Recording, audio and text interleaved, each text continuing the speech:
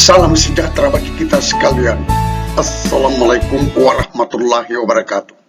Kita semua tenaga honorer sedang menunggu kapan selesainya peraturan pemerintah tentang manajemen ASN, di mana nasib para honorer ada di sana.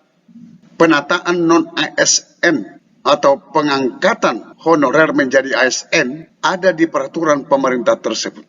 Kami mendapat kabar bahwa peraturan pemerintah tentang manajemen ASN akan selesai pada April 2024.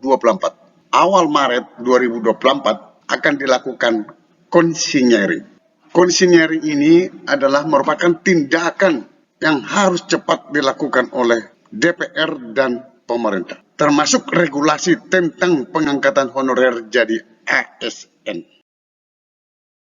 Republika membuat judul berita, peraturan pemerintah pengangkatan honorer jadi ASN ditargetkan selesai April 2024.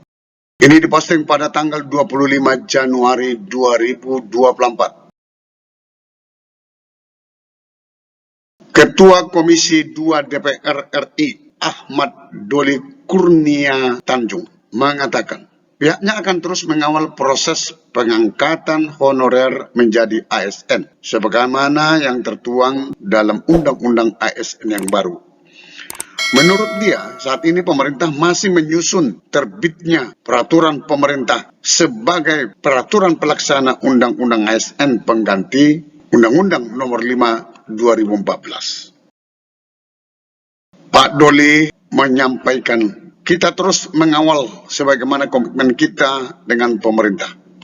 Kita harus memperjuangkan nasib Bapak Ibu tenaga honorer dan alhamdulillah sudah mendapatkan proses yang luar biasa, ungkap Doli. Ini kami kutip dari laman Komisi 2 DPR RI pada hari Kamis 25 Januari 2024. Dia menjanjikan penyusunan PP turunan dari Undang-Undang ASN ditargetkan selesai paling lama April 2024. Dia menyatakan DPR dan pemerintah berkomitmen untuk segera menyelesaikan aturan itu, di mana pada tanggal 6 Maret 2024 akan dilakukan konsinyering. Konsinyering ini teman-teman penting sekali karena disinilah yang harus diambil keputusan bersama dan tidak boleh ditunda-tunda. Ini akan dilakukan dengan membahas draft yang sudah disusun oleh pemerintah. Konsinyering ini nantinya sudah punya draftnya. Intinya, bagaimana 2,3 juta tenaga honorer yang sudah terdata dan terverifikasi secara otomatis diangkat menjadi P3K. Itu penjelasan resmi dari Bapak Doli, Ketua Komisi 2 DPR RI. Doli juga menyatakan, dengan dilaksanakannya PP terkait peraturan pelaksana Undang-Undang ASN, nantinya tidak akan ada lagi honorer yang diberhentikan pada 2024. Pada akhirnya, tenaga honorer akan menjadi P3K penuh waktu.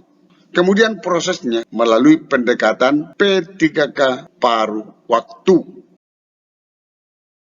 Sebagaimana kesepakatan Kemenpan RB, BKN, Komisi 2 DPR RI terkait penataan tenaga non-ASN yang terdaftar dalam database BKN diselesaikan dengan mengikuti seleksi CASN tahun 2024. Saya sampaikan kepada teman-teman honorer, silakanlah ikut mendaftar pada seleksi CASN 2024. Jangan tidak mendaftar, harus mendaftar agar nama Anda sudah masuk di CASN tersebut.